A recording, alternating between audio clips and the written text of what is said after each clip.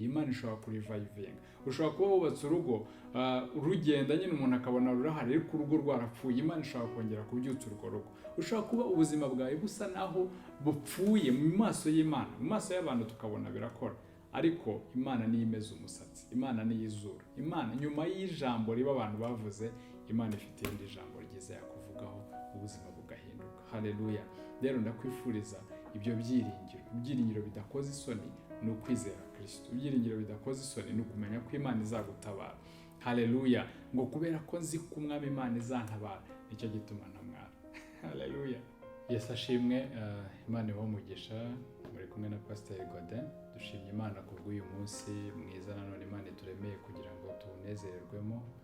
Dushimye Imana ko yaduhaye amagara mazima, wowe unkurikiye n'iby'igiciro gushima Imana. Rero ndashaka ko tuganira ku ijambo ry'Imana.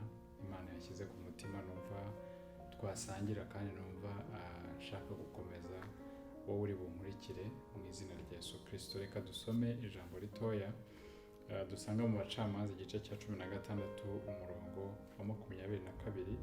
Aravuga ngo ariko nubwo bari bamwogoshe umusatsi wo ku mutwe, cyangwa se umusatsi wo ku mutwe we wongera kumera. Haleluya. Ndashaka kugira ngo tuganire ku ijambo rivuga ngo abantu baratwogosha ariko Imana niyo imeza umusatsi. Amen. Umusatsi mu bantu batandukanye uvuga ibintu byinshi bitandukanye. Ushobora kuvuga icyubahiro, ushobora kuvuga ubwiza, ushobora kuvuga ibintu bitandukanye. Murabona nkuko naba ameze gutya umuntu akaza akanyogosha ntabyiteguye, ngira ngo nakumva nsa n'ufite isoni, nakumva ntago byoroshye ko ntambuka, ko ntayeruka kwibona namaze wowe n'umusatsi. Ariko umusatsi ni ikintu cy'ingenzi ahantu hose, cyangwa se ubwanwa. Ndashaka no kuza kugira ngo mbaganirize n'ahandi, ndabereka n'ahandi ukogoshwa kwacu ukuntu kugenda kuzana shame cyangwa kuzana ibintu bitandukanye. Rero hano izi nkuru za Samusoni ngira ngo abantu benshi barazizi. Samusoni yari afite uko abanye n'Imana cyane, afite ukuntu abanye n'Imana. Imana yaramuhamagaye, muhamagarira ubunaziri, iramubwira ngo ntihazagire umuntu umwogosha kuva mu buto bwe. Nawe ushobora kuba hari ibanga Imana igufiteho, ushobora kuba hari ikintu gitangaje uziranyeho n'Imana. Burya hari amabanga tumenya naho n'Imana atandukanye n'ay'abandi bantu bose bazi, ariko usanga abantu batamenya ibyo bintu byose tuba tuziranyeho n'Imana. Ariko ushobora kuba hari ikintu uziranyeho n'Imana, hari ibanga riri mu buzima bwawe, hari ibanga rishobora kuba riri mu mutima wawe, hari ibanga rishobora kuba riri mu biganza byawe niba Imana igukoresha mu gutanga, hari ibanga rishobora kuba riri mu matwi yawe cyangwa se mu maso yawe. Hari igihe Imana iguhishira ibanga ahantu runaka, hari igihe Imana ihisha ibanga ryawe kure y'abantu, kure y'abandi bantu, rikaba rizwi nawe cyangwa se n'Imana. Hano rero ndashaka kuvuga ko Samusoni abantu barakomeje bashyikaho bamuteza Delila ngo aramwinginga cyane arira. Ni ukuri hari abantu barira ukagira ngo baragukunda, ariko barizwa no kugira ngo bagire ikintu bashobora kugukoraho, barizwa no kugira ngo barizwa n'ibyiza byawe, ahubwo bagashaka kugira ngo bakumanure hasi. Niho Dawidi yavuze ngo abantu bamwe ngo bashimisha cyangwa se bashobora kuduhesha umugisha n'ururimi, ariko bakavumisha imitima. Kubera iki? Ko ntago abantu bose tumenya ibyo ari byo, ntago tumenya abatwanga, ntitumenya abadukunda, ariko tujya tumenya neza abadukunda tubakundishijwe n'Imana. Imana ikaba ariyo ibihishura. So ndakwinginze kugira ngo umenye ngo nubwo abantu bagira umugambi mubi umeze gute ku buzima bwawe, nubwo bagira umugambi wo kugusubiza inyuma, nubwo bagira umugambi wo kugukura mu muhamagaro, nubwo bagira umugambi wo kukunaniza, nubwo bagira umugambi wo kuguhombya, nubwo bagira umugambi wo kugusenyera urugo cyangwa se gutuma utubaka, icyo bakora icyo ari cyo cyose, bafite ububasha. Abantu bagira ububasha bwo kudukerereza, bagira ububasha bwo kutubuza amahoro, ariko sibo bayatanga. Bagira ububasha bwo kugerageza gukora ibintu nk'ibyo, ariko Imana niyo ifite ijambo rya nyuma ku buzima bwawe. Hano ijambo nkunda riravuga ngo ariko nubwo bari bamwogoshe umusatsi wo ku mutwe we wongera kumera. Haleluya. Ndakwinginze wongere umenye ko Imana ari imeza umusatsi. Mwene data, abantu bashobora kuba barakogoshe pe, bashobora kuba barakogoshe.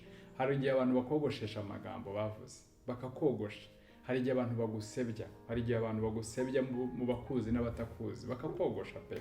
Hari igihe abantu bakogosha, kukogosha ni nko kuvuga ni ukugutera ipfunwe, ni ukukubuza imbaraga, ni ukuvuga umusatsi wa Samusoni wari uvuze imbaraga. Hari imbaraga z'abantu bacamo intege, hari ukuntu bagukubita ku buryo unanirwa kongera kubyuka. Ariko ndashaka kubwira ngo umuntu wakugushije ntabwo ari uzaguhagurutsa, uzahagurutswa n'Imana. Niyo mpamvu Dawidi yavuze aravuga ngo nduburira amaso yanjye kuwiteka, mbese gutabarwa kwanjye kwavaye. Mbese ninde wakongera kumeza umusatsi wawe mwene data? Ninde wakongera kumeza ibyishimo byawe? Ninde wakongera kuguha amahoro mu mutima? Ninde wakongera kuguha icyubahiro? Ninde wakongera kukugirira neza? Ese ugira ngo nabakuvuze nabe? Ese ugira ngo nabakwanze? Ese ugira ngo nabakuroga? No, ntabwo abo ngabo bateze kuzakugirira neza. Umuntu uzakugirira neza, kandeke kuvuga ngo umuntu uzakugirira neza, ahubwo mvuge ngo Imana niyo ifite ubushobozi bwo kumeza umusatsi wawe. Haleluya. Abantu bafite ubushobozi bwo kutwogosha. Bafite ubushobozi kabisa. Bashobora kukogosha usinziriye, bashobora kukogosha baguteze, bashobora kukogosha mwasangiye, mbese abantu batwogosha buri munsi. Abantu mushobora kugendana bakakogosha, reputation yawe igapfa kubera abantu. Birashoboka cyane. Abantu mushobora gusengana bakakogosha kubera ko bashaka gupfubya impano yawe. Abantu mushobora mu kubana bakakogosha. Ariko nshimye Imana cyane mu buzima bwanjye n'ubuzima bw'abandi yuko Imana yatubwiye ko ari imeza umusatsi. Haleluya. Imana niyo imeza umusatsi mu izina rya Yesu Kristo. Umusatsi wawe umere. Ntabwo nzi nawe ahantu hasa naho wogoshwe. Buri muntu wese aba afite aho yogosha. Ushobora kuba baraguteje inyatsi. Buriya iyo umuntu yaba afite amafaranga akagira inyatsi ikaza mu buzima bwe, urumva asaba atogoshwe. Ushobora kuba urugo rwawe cyangwa se ubukwe bwawe bwarapfuye kandi wari uzi ko ari cyo gihe ugiye kubaho cyangwa ugiye kubahisha umuryango. Ushobora kuba hari ibintu byinshi bene data bitubujije amahoro mu buzima bw'abantu. Ariko nkuzaniye inkuru nziza ivuga ko abantu nubwo bogosha abantu ntabwo ari bo bameze umusatsi. Imana niyo imeza umusatsi. Haleluya. Umusatsi ni ikimenyetso cyerekana ibintu Imana ikora ku buzima bwacu bidakorwa n'undi. Ntabwo naba mbuze umusatsi ngo mama agire ikintu abikoraho, data ntiyagira ikintu abikoraho. Ni ikintu Imana ikora mu buzima bwawe utazabona undi muntu wakitirira. Haleluya. Ikintu Imana yagukorera kitazabona undi muntu wese wakitirira. Haleluya. Imana rero bene data niyo Mana yimeza umusatsi. Bwana sifiwe. Imana niyo imeza umusatsi. Hari indi nkuru nziza nkunda muri Samweli wa kabiri, igice ni icya 10, reka tuhaganire naho gatoya. Igice cya 10 umurongo duhereye nko ku wa 10. Ni inkuru ndende ariko ndayicamo nayo kugira ngo muyumve. Haravuga ngo Samweli wa kabiri ibice cya 10 haravuga ngo nyuma y'ibyo umwami w'Abamoni aratanga maze umuhungu we Hanuni yima ingoma ye. Dawidi abyumvise aravuga ati nzagirira neza Hanuni mwene Nahashi nk'uko se yangiriye neza. Nuko Dawidi yohereza abagaragu kumara umubabaro wa se. Bukeye abagaragu ngo ba Dawidi bajya mu gihugu cy'Abamoni. Ariko abatware b'Abamoni babwira umwami wabo Hanuni bati mbese ugira ngo Dawidi yubashye so byatuma akoherereza abo kumara umubabaro? Ntuzi ko Dawidi yakoherereje abagaragu be kwitegereza umudugudu no kuwutata ngo azabone uburyo bwo kuwukurimbura. Nuko Hanuni afata abo bagaragu ba Dawidi abaharaturaho igice cy'ubwanwa. Haleluya. Abacaho igice kimwe cy'ubwanwa, mbese abatera isoni zikomeye. Ikindi ngo akiba imyenda yabo hagati ku kibuno, mbese asa naho aciye amapantaro yabo ku kibuno, ngo ahera ko arabohereza. Mwumve ukuntu isi igirira abantu. Dawidi yari afite umutima mwiza, yohereza abagaragu nk'uko umuntu yakohereza abamuhagarariye kujya gufata abantu mu mugongo, nk'uko yakohereza abantu mu gihugu runaka. Bagezeyo babatera icyo gisebo, babogosha igice cy'ubwanwa. Nawumva mu muco w'Abisiraheli ubwanwa ni ikintu cy'ingenzi, ni ikintu kigaragaza icyubahiro cy'abagabo, ni ikintu kigaragaza. Ni ukuvuga ngo iyo abantu batashaka kumaraho icyubahiro cyawe bagerageza kumaraho ubutunzi bwawe, bagerageza kumaraho agaciro kawe, bagerageza kugusubiza hasi. Abantu bagerageza gukora ikintu cyose cyagusenya. Ariko ndashima Imana ko Imana niyo yubaka reputation y'abantu basenye. haleluya. Abantu bashobora kugusenyera reputation, ariko Imana nikwemera izakwemeza n'abantu, haleluya. Abantu bashobora kugusenyera ubutunzi, ariko Imana niyiza ahantu hahishwe ubutunzi bwawe bwose. Abantu bashobora kuguteza inyatsi, ariko Imana niyo ikarabya abantu izo nyatsi. Niyo ikarabya abantu. Abantu bashobora gukora ibintu byinshi ku buzima bwawe, ariko ndashaka kukubwira ngo uhumure, haleluya. Uhumure, ntabwo ari ryo herezo. Ibyo urimo uyu munsi simbizi, ariko wizere Imana, haleluya. Imana imeze umusatsi, Bwana asifiwe. Imana imeze ubwanwa, ibintu abantu bataduhereza, ibintu abantu, Imana ikora ibitangaza abantu batakwiyitirira. Imana ikora ibitangaza abaguhemukiye bataziyitirira. Abantu bakibwira ngo byarangiye, ariko Imana ikaba ariho itangirira. Bwana asifiwe. Imana rero ifite ubwo bushobozi.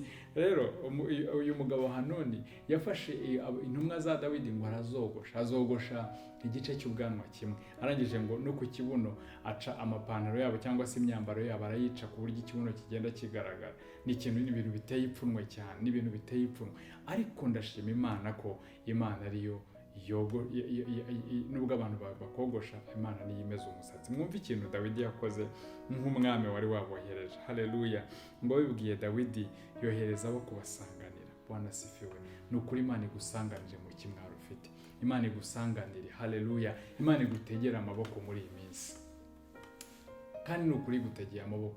Unuze uyisanga, Imana igutegeye amaboko, Imana iragusanganira. Ihute uyisange Imana, ihute uyiture akababaro kawe, ihute uyiture ibintu bitandukanye, ihute uyibwire ko bakogoshe. Hari igihe twogoshwa n'ibyaha, bibaho cyane. Hari igihe ibyaha ari byo byogosha abantu, ariko hari n'igihe abantu bogosha abandi. Samusoni yogoshwe na Delila, mubyuke neza, yogoshwe na Delila kuko yashutswe, cyangwa se yakunze umuntu w'umunyamahanga akamushuka. Hari igihe abantu twogoshwa n'abanyamahanga, hari igihe abantu twogoshwa n'ibyaha, ariko hari n'igihe abantu bogoshwa nabo bibwiraga ko bakunda. Hari abantu benshi bogoshewe mu nsengero, bene data barahari. Hari abantu bogoshewe mu ngo bakogoshwa n'abo bakundaga. Hari abantu benshi bogoshwe n'imiryango yabo. Hari abantu benshi bogoshwe n'abo bibwiraga ko bakunda. Wowe wagiye ufite umutima wo gutabara, wagiye ufite umutima wo kumugirira neza. Hari abantu uha amafaranga bakayagirira nabi, ni ukukogosha, abikoze abishaka. Hari abantu ugirira neza bakakugirira nabi, bibaho cyane. Ariko nubwo bimeze gutyo, Imana niyo yongera gutanga umugisha, haleluya.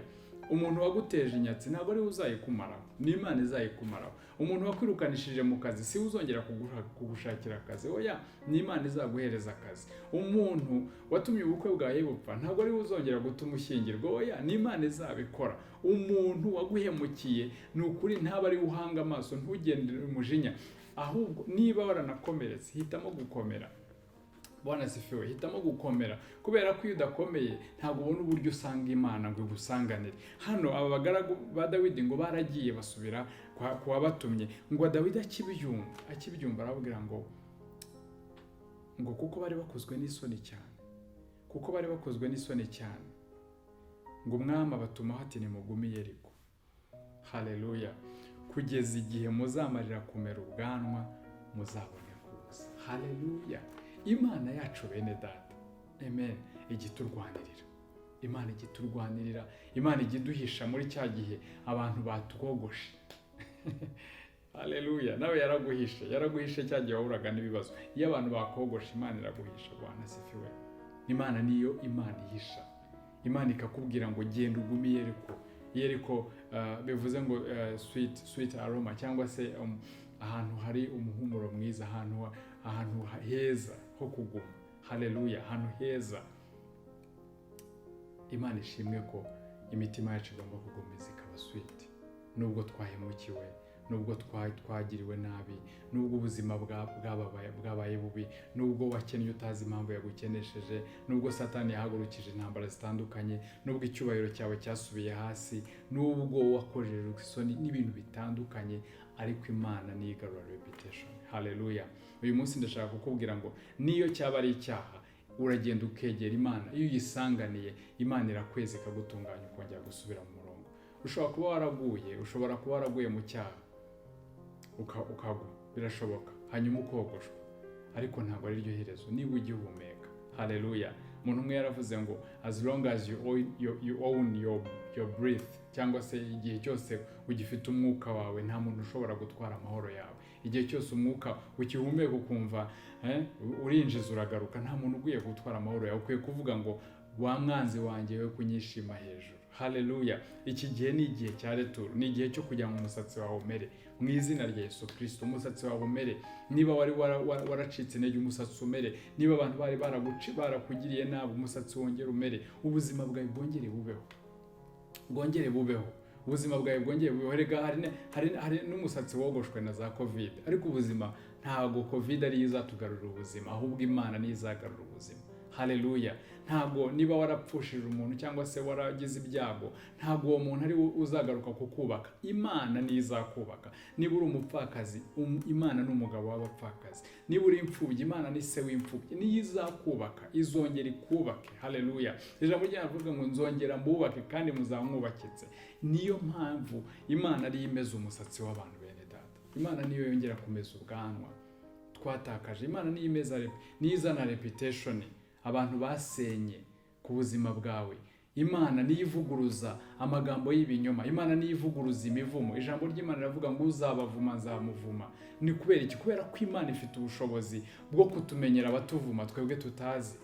Kubera ko hari zaburi nshaka kugira ngo musomere. Hari ibintu bikomeye. Hari abantu batwogosha ariko utamenya ko bakogosha. Ariko Imana, shima Imana ko ni Imana iri mu mutima. Haleluya. Ni Imana nziza, ni Imana iri mu mutima. Reka turebe Zaburi ya 62 n'umurongo mutoya. Iravuga ngo iki cyonyine nicyo bajya inama, no kugira ngo bamusunike ngo agwe ave mu cyubahiro cye. Umuntu wese ugusunika ngo uve mu cyubahiro cyawe. Bene data, buri muntu wese aba afite icyubahiro cye. Amen. Niba uri umubyeyi ufite icyubahiro cyawe, abantu batifuza ko umubyeyi, abantu bifuza ko upfusha abana, abantu bakwifuza ko uva mu kazi, ugira ngo ntibashaka gusunika ngo uve mu cyubahiro cyawe se. Ariko Imana ishimwe yuko nigarura abantu mu cyubahiro cyawe. Haleluya. Imana ikugarurire mu cyubahiro cyawe muri uyu mwaka, ikugarurire mu cyubahiro cyawe mu izina rya Yesu Kristo. Abantu bagusunitse ngo uve mu kazi, ariko Imana ifite ukuntu yagarura icyubahiro cyawe. Yagushingira business ugakora, birashoboka cyane. Imana ifite ukuntu igarura icyubahiro cy'abantu bayo, abantu bayiringira. Imana igarura icyubahiro cyawe. Abantu bavuze ko ntacyo uzageraho, ariko birashoboka ko Imana ifite icyo ugomba kugeraho. Haleluya. Kubera ko kubaho kwawe bifite impamvu. Uyu munsi ndumva afite umutima wo kugutera imbaraga. I encourage you kugira ngo wongere ugire imbaraga, wongere usubiremo imbaraga. Ndakubwiza ukuri, abantu bakunanije ntago ari bo bazatuma ushobora. Imana ni izatuma ushobora. Haleluya. Abantu bakogoshe sibo bazatuma umusatsi wawe umera. Imana ni izameza umusatsi wawe. Abantu bogosha ubwanwa bwawe, abantu baguciriyeho imyenda, ntago ari bo bazongera kukudodera indi. Oya, Imana izakwambika umwitero mwiza. Imana izakwambika umwitero wo gukiranuka. Imana izakwambika ibyiza, izakwambika iby'igiciro. Haleluya. Isi ni kwigira abantu, isi ni kwinaniza imitima. Iyo tuvuga abantu, hari igihe abantu bavuga bati se kuki muvuga abantu? Ariko Satani akoresha abantu kugira ngo aturwanye. Yewe n'Imana ikoresha abantu kugira ngo itugirire neza. Haleluya. Satani wakoresheje Sawuli akarwanya Dawidi, Imana nayo yakoresheje Yonatani kugira ngo Dawidi arwanirirwe. Bene data, ntago dukwiye gutakaza icyizere mu bantu, nubwo abantu bagoranye, ariko ntago dukwiye no gutakaza icyizere muri bo, kuko Imana ikoresha abantu kandi Imana igihindura abantu. Niyo mpamvu ijambo ryayo riravuga ngo iyo umuntu akiranukira Uwiteka ngo ashyikaho, Imana igahindura n'abanzi be kuba abakunzi be. Igahindura kandi njya mbibona Imana ijya ibikora. Imana ijya ibikora. Abantu bakuvugirije induru, igihe kimwe bakongera bakagukomera amashyi. Kubera iki? Kubera ko nyine igihe cyageze. Haleluya. Abanzi ba Yosefu, igihe cyarageze.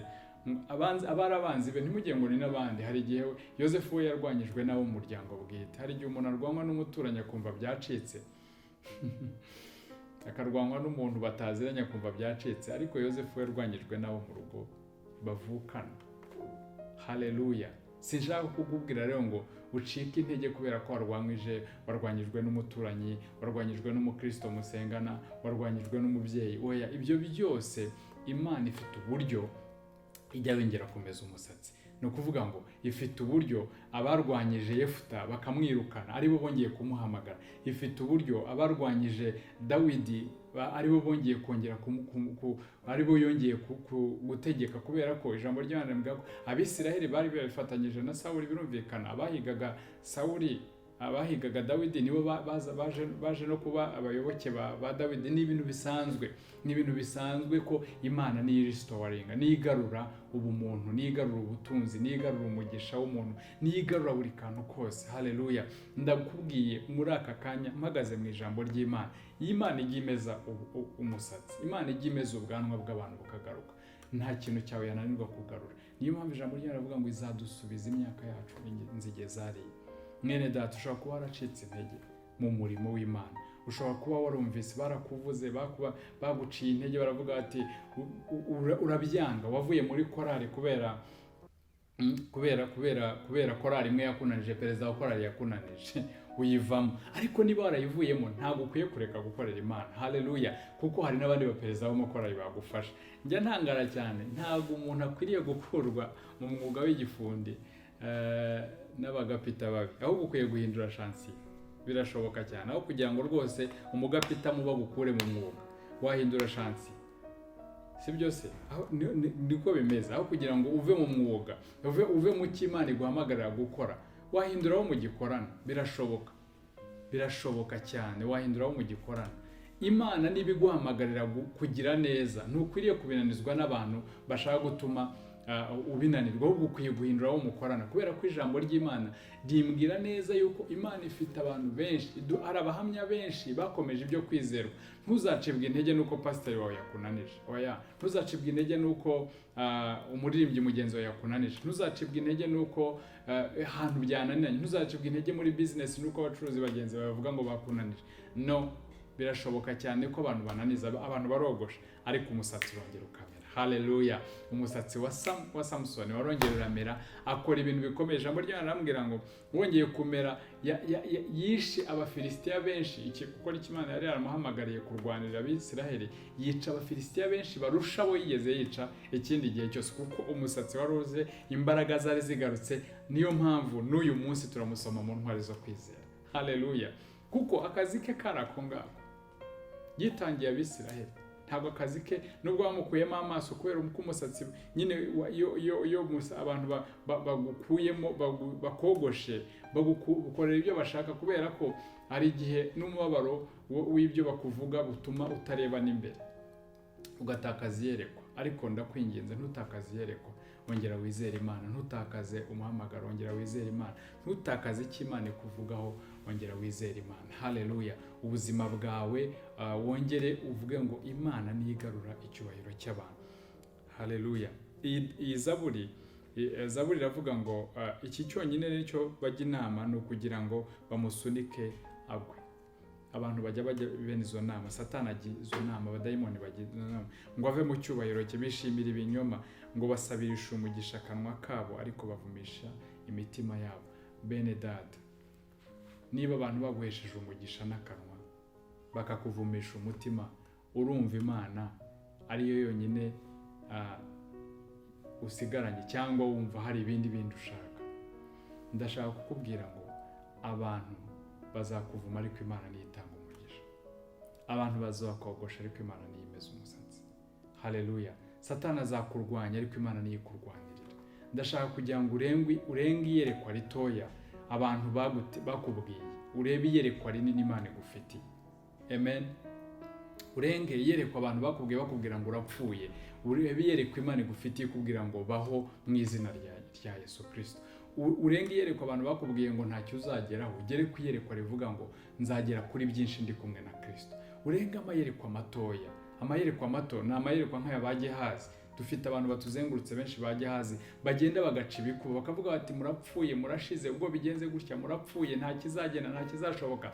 Bakababwira bati ingabo zirahari, ariko dukwiye kugira iyerekwa, haleluya, rirenze rya Gehazi, ribasha kubona ingabo ziturwanirira kurusha iziturwanya. Haleluya. Ribasha kutwereka ko nyuma yo kogoshwa umusatsi ubuzima buzagaruka. hanyuma umusatsi ukongera ukamera, nyuma yo gusebwa y'igisebo wagize ubuzima bwakongera bukabaho, nyuma yo gupfusha wakongera ukabaho, haleluya, nyuma yo gutakaza akazi Imana yagushingira business ukabaho, ubuzima bukagaruka. Ntago iyo Imana itaravuga ijambo rya nyuma ku buzima bwawe ukwiye kwiringira ibyo urimo kubona. Twebwe ntago tuyoborwa n'ibyo tureba bene data, tuyoborwa n'iki Imana ivuga, haleluya. Uyu munsi ukwiye kuyoborwa n'iki ijambo ry'Imana rikuvugaho. Niyo mpamvu ijambo ry'Imana ravuga ngo noneho, niko Yobu yavuze, aravuga ngo noneho iyuzuze nayo, haleluya. Nk'undi ijambo rivuga ngo kwiyuzuza n'Imana. Iyo wiyujuje n'Imana umusatsi wawe urongera ukamera. Ni ukuri iyo umuntu yiyujuje n'Imana, niyo waba arakoze ibyaha urabibabarira. Iyo wijuje n'Imana, niyo abantu baguhemukira urongera ukabaho. Iyo wijuje n'Imana, ubuzima bwawe bubaho.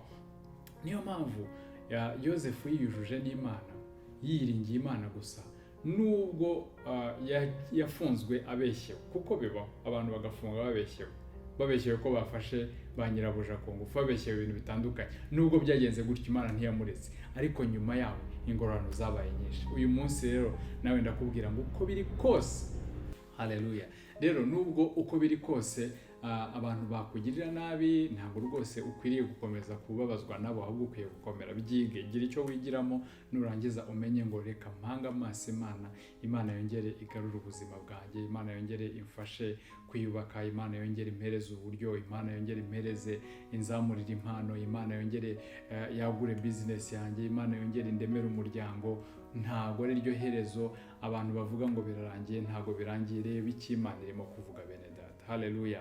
Ndakwinginze rero kugira ngo ubuzima bwawe uhereze Imana, ubuzima bwawe wongere uvuge ngo Mwami Imana, ndifuza ko ari wowe wa restoringa icyubahiro cyanjye, niwe wagarura umugisha wanjye, niwe wampereza imbaraga zo kongera kubyuka, niwe wampereza imbaraga zo kongera guhaguruka, niwe wampereza imbaraga zo gukora umurimo nshize amanga, niwe wampereza imbaraga zo kongera kurera abana, niwe wampereza imbaraga zo kongera guhagarara nk'umubyeyi neza. Mbese ubuzima bwawe umenye ngo niwe wampereza imbaraga zo kuva mu byo mazemo igihe. Hari igihe umuntu agira ibibazo bitandukanye, akajya mu nzoga, akajya mu busambanyi, akajya mu biki, yibwira ko aribwo bishobora kumuruhura. Ariko reka nkubwire, Imana niyo iruhura, ntago ve iruhura, ntago divayi yakuruhura, n'ukuri, ahubwo n'umukobanyi.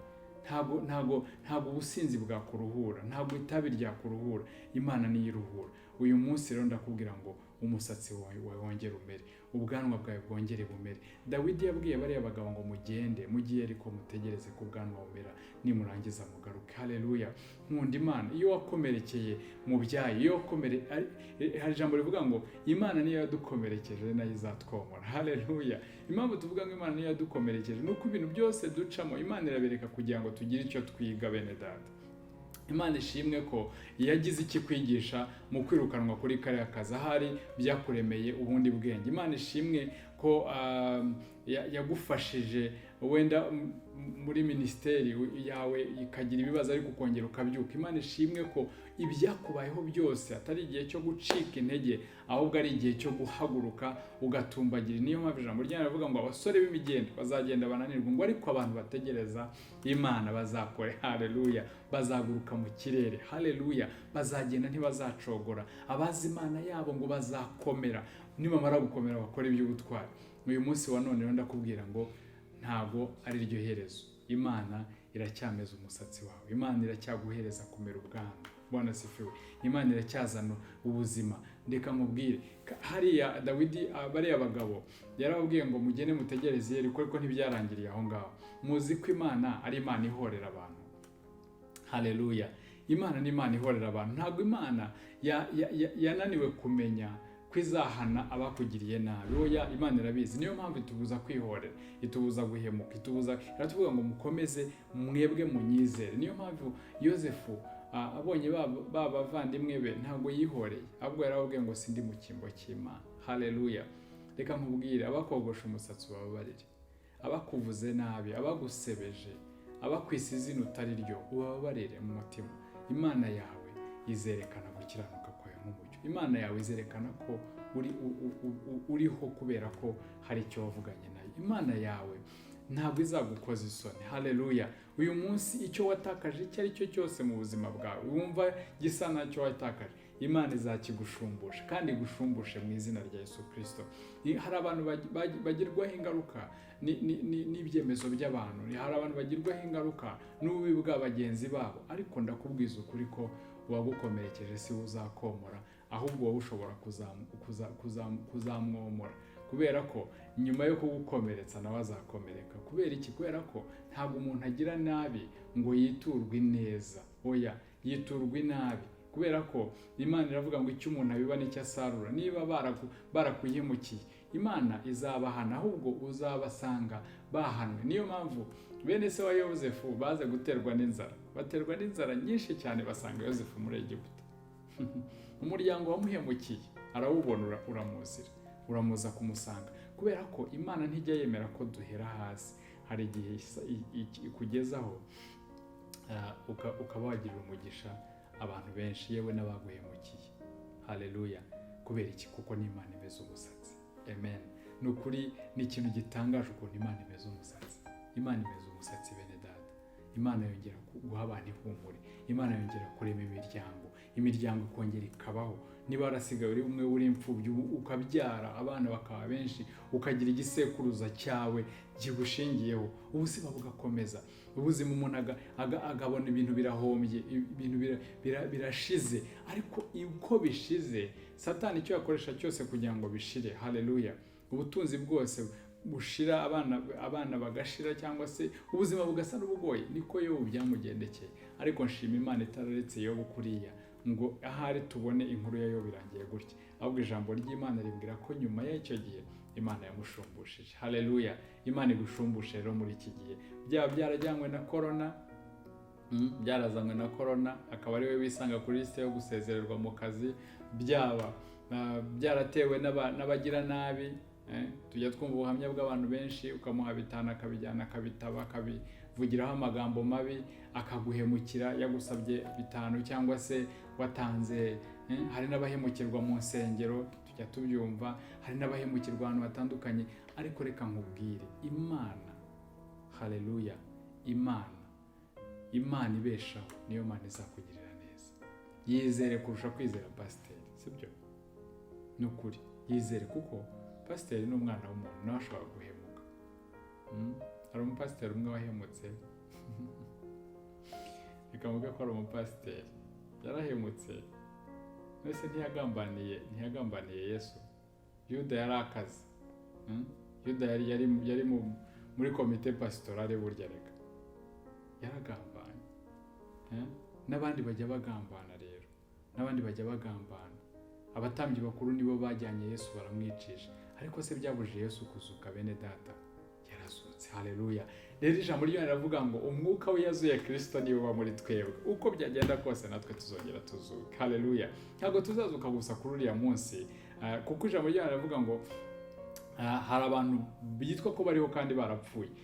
Ndashaka kubwira umuntu wese uriho ariko yarapfuye mu maso y'Imana, Imana ibasha kukuzura. Haleluya.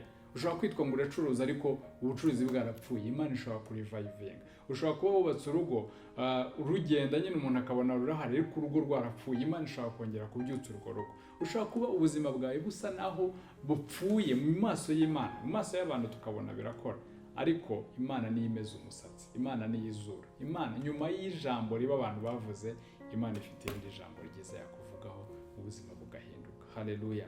Rero ndakwifuriza ibyo ibyiringiro bidakoze isoni ni ukwizera Kristo. Ibyiringiro bidakoze isoni ni ukumenya ko Imana izagutabara. Haleluya. Ngo kubera ko nzi ko Umwami Imana izantabara, nicyo gituma ntamwara. Haleluya. Ubuzima bwawe buzahinduka, mwene data. Ntabwo bari igipindi nkutera, nuko twabonye abantu Imana yahinduriye ubuzima.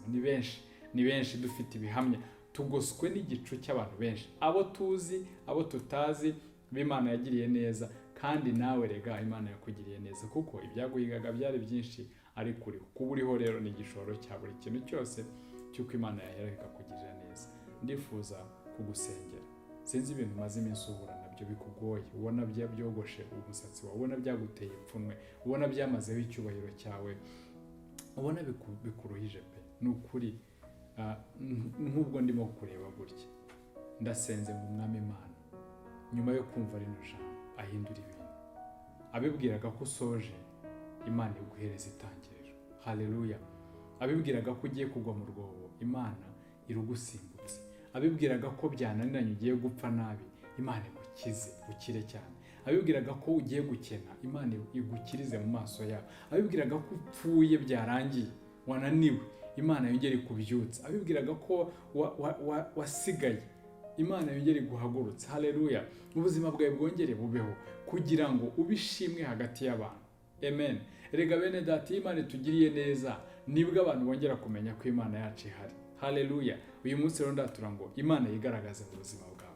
Imana yigaragaze mu gitondo na nimugoroba. Imana yigaragaze ikubakira ubuhamya uzavuga ngo Imana ni Imana nziza. Haleluya.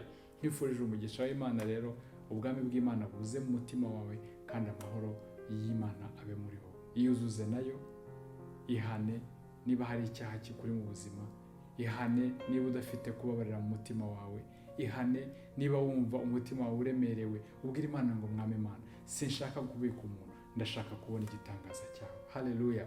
Ubuzima bwawe bwongere bubeho, Imana yongere ikora umurimo mu buzima bwawe, Imana yongere ikumereze umusatsi, Imana yongere imeze ubwanwa bwawe, Imana yongere igusige, Imana yongere ikuzure, Imana yongere yubake urwo rugo rwawe rukomere, Imana yongere iguhereze gutangira bushya, Imana iguhereze ibintu bishya, kuko ni Imana itanga amahirwe, ni Imana yongera kuzura abantu, ni Imana yongera kurema. Haleluya.